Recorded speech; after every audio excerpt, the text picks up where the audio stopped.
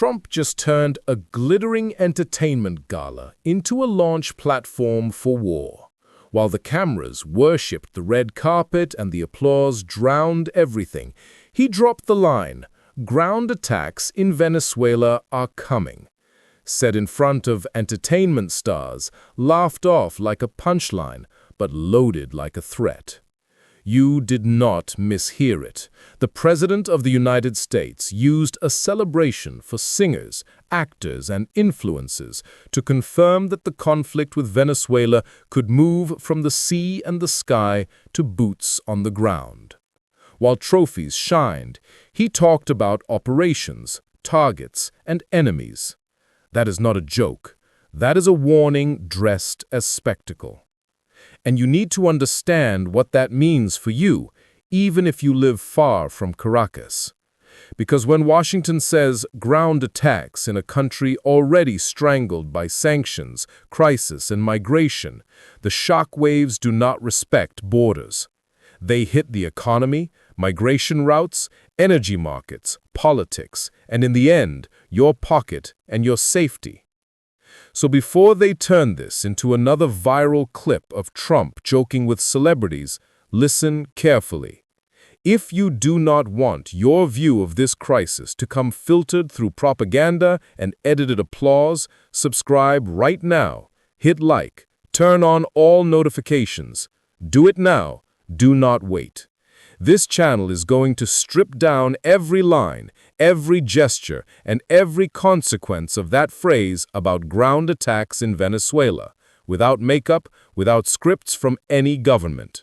What did Trump really do by confirming ground attacks in Venezuela at an entertainment awards ceremony? He fused two worlds that should never mix: war planning and celebrity worship.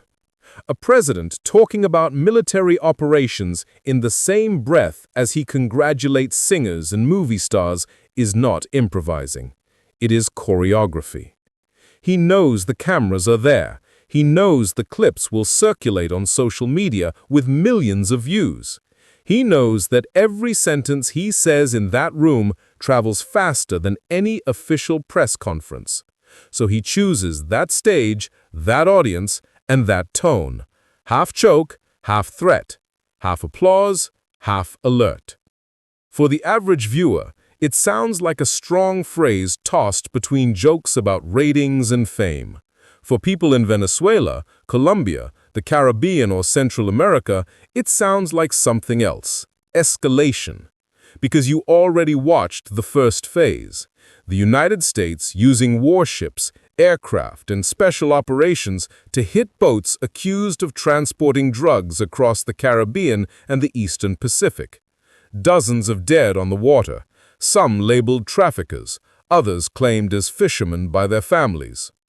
That was already serious. So serious that the United Nations Human Rights Chief publicly asked Washington to stop those strikes, warning that they may be extrajudicial killings and could violate international law.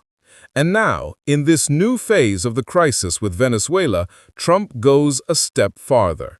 The idea of ground attacks is not whispered in a Pentagon corridor. It is thrown in the middle of a gala as if he were announcing a tour or a new television season.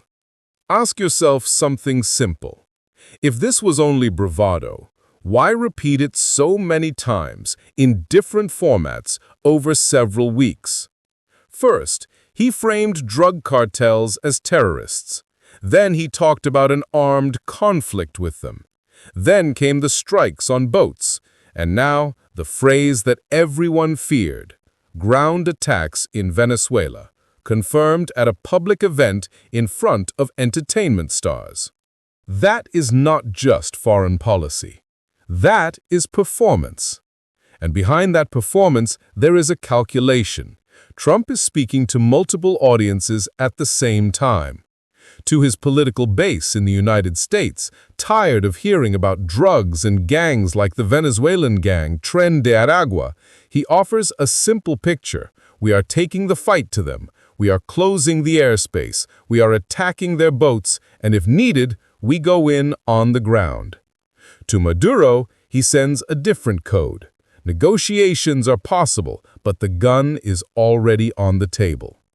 To the region, especially Colombia and the Caribbean islands, he delivers a cold message. Your skies and seas are no longer only yours. But there is one audience that nobody is protecting in this show. You, the ordinary citizen. You who will never walk a red carpet, who will never applaud in that gala, but who will feel the shock when a regional crisis becomes something bigger. Look beyond the lights. Picture a family in Maracaibo or Valencia listening to that clip on a cheap phone. A president of another country saying that ground attacks might begin soon. For them, that is not a meme. That is a possible blackout. Another spike in prices, another wave of panic buying in supermarkets already half empty. It is the fear that their sons could end up between gangs, armed groups, and foreign troops. Now imagine the border towns in Colombia and Brazil already saturated with Venezuelan migrants. Every escalation, every threat, every rumor multiplies the movement of people. More buses full, more informal camps, more tension with local authorities. Not because Trump and Maduro hate each other as individuals, but because their conflict uses civilians as shock absorbers. This is the part the red carpet doesn't show. The kid who crosses a border on foot, not to chase a dream, but to escape a conflict that might not even start, but is already destroying his life through fear. There is another layer: money. War threats are not only bullets, they are signals to markets. When Trump talks about ground attacks in Venezuela, investors hear possible disruptions in oil production, sanctions tightening, maritime routes on alert. Even if you don't follow any financial chart, you feel it when fuel gets more expensive, when imports become harder, when jobs evaporate in sectors connected to tourism, shipping, or trade.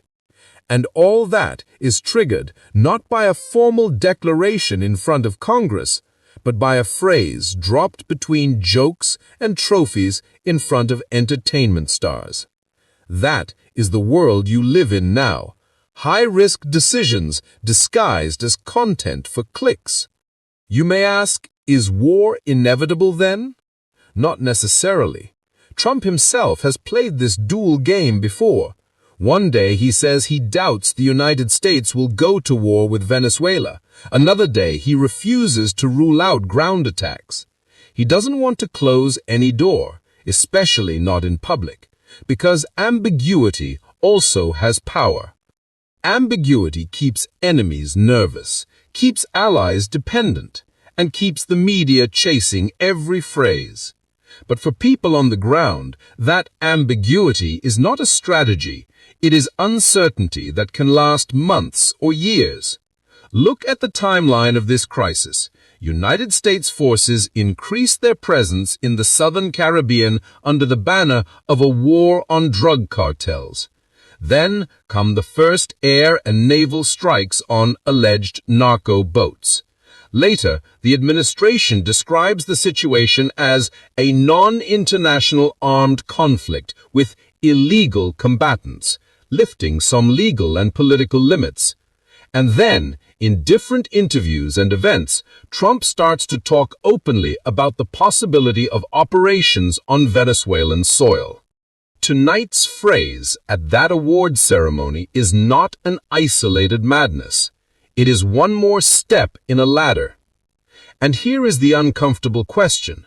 Where are the counterweights? The United Nations complains, some governments in the region protest, human rights experts demand investigations. But the reality is brutal. U.S. military power is already operating in the Caribbean, and the decision to cross from air and sea strikes to ground attacks could be taken in a small room far away from the people who will pay the highest price. You cannot vote in that room. Ordinary Venezuelans cannot vote in that room. Fishermen in the Caribbean cannot vote in that room. Migrants in the Darien, in Lima, in Santiago, in Madrid cannot vote in that room, but the decisions taken there can erase their lives in an instant or squeeze them slowly through crisis, scarcity, and fear. That's why it matters that this confirmation of ground attacks is delivered like a spectacle, because it tells you clearly what place you occupy in this game. You are not the actor. You are the audience. You are supposed to clap, comment, share the clips, get outraged for a few hours, and then move on. Meanwhile, the chessboard moves. Refuse that role. When you hear ground attacks in Venezuela at a gala with entertainment stars, don't just ask, will there be war? Ask, who benefits from saying this here, now, in... Another scenario is limited incursions, small, specific operations on Venezuelan soil, officially or secretly, against targets labeled as drug traffickers or terrorist infrastructure. Few troops, short operations, maximum media impact. Politically, that allows Trump to say he fulfilled his promise to hit cartels in their own territory without launching a full-scale war. Legally and morally, it opens an abyss. The darkest scenario is a broader intervention, direct or through proxies, that drags the region into a spiral of violence similar to past conflicts. Nobody serious wants that. But every time a leader throws phrases about ground attacks in public, that option moves a little closer to the table, even if only as a threat. And here is where you come in, not as a passive consumer, but as someone who has to decide how to react. You cannot control what Trump or Maduro will do, but you can decide whether you will swallow the official version from either side without thinking, or whether you will demand something more than applause lines and patriotic slogans. You deserve better than war announcements served between jokes and hugs with celebrities. You deserve leaders who treat the possibility of sending troops into another country with the gravity it requires. You deserve media that, instead of repeating the quote 1,000 times, explains the legal, human, and regional impact of those ground attacks that are being normalized as a catchphrase. So let us strip away the glamour and call this by its name. When a president confirms ground attacks in another country, in any format, he is talking about sending real people with real rifles into real streets where real families live. He is talking about entering neighborhoods that are not movie sets, where there is no director shouting cut when something goes wrong. He is talking about bullets that do not disappear when the camera turns off. If you are watching this from Venezuela, you know what it means to live under constant threat, be it from the state, armed groups, gangs, or now foreign operations. If you are watching from Colombia, Brazil, Ecuador, Peru, Chile, or Argentina, you know that every Venezuelan crisis ends up touching your country through migration, security, trade, or politics. If you are watching from the United States or Europe, remember this. Ground attacks in Venezuela today could be operations somewhere else tomorrow, with the same method of announcement, the same lack of debate, and the same indifference towards civilian lives. This is not about demonizing one man or canonizing another. It is about understanding that behind every phrase dropped in front of entertainment stars, there is a chain of consequences that will never touch the people inside that ballroom.